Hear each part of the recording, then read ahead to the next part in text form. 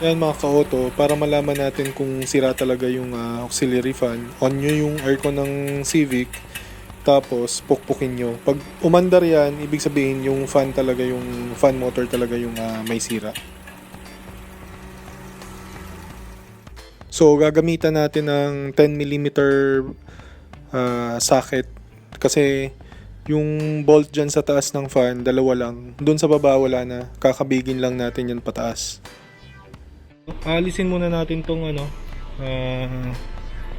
socket na to para sa auxiliary fan.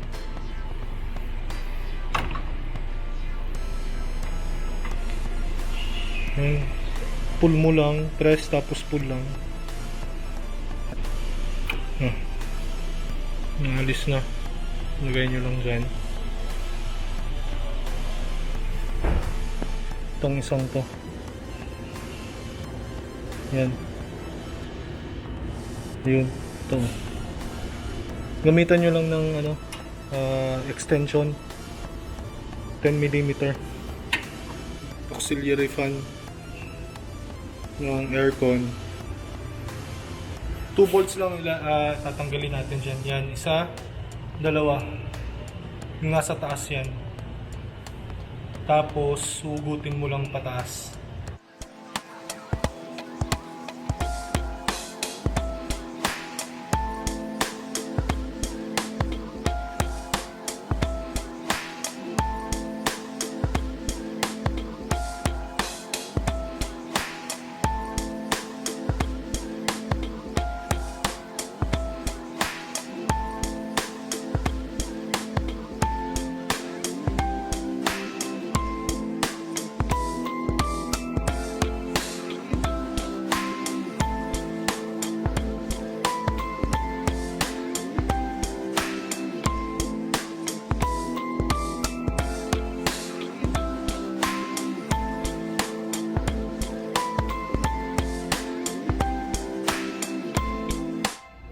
So ito yung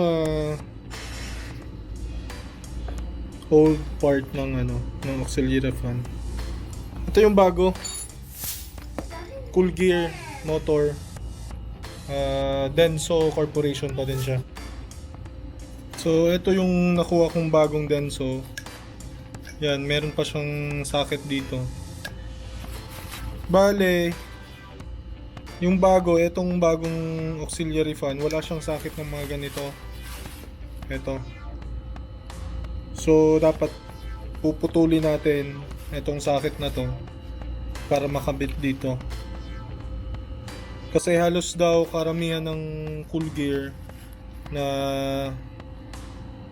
binebenta sa mga auto supply, ganito na lang yung makukuha mo.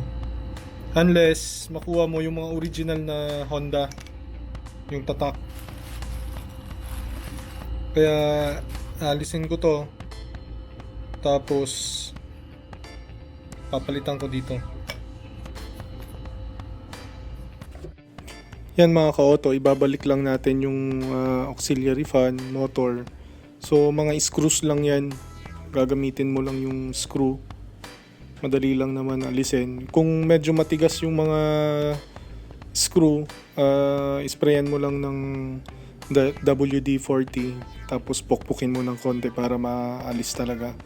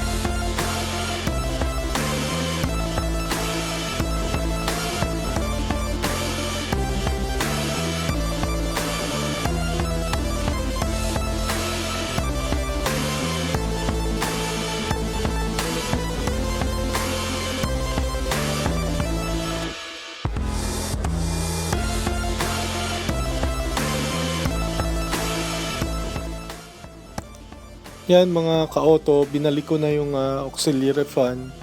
Tapos pinandar ko yung aircon. Yun, sumabay siya sa pag-on ng aircon yung auxiliary fan. Kasi yan talaga yung purpose niyan, pampalamig ng aircon. Lalo na sa mga traffic. Pag tumitigil yung kotse.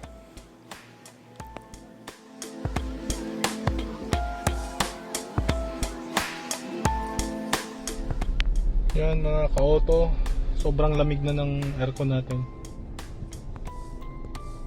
dahil sa auxiliary fan ng aircon.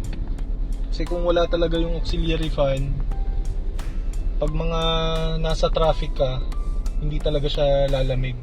Once tumakbo siya ng mabilis yung makina, saka lang lalamig. Pero ngayon okay na yung lamig kahit hindi tumatakbo. Ganun lang naman yung pag-install ng auxiliary fan. Yung mga hindi pa nakaka-subscribe dito sa channel, subscribe lang kayo sa baba, yung subscribe button, tapos push the notification bell na din.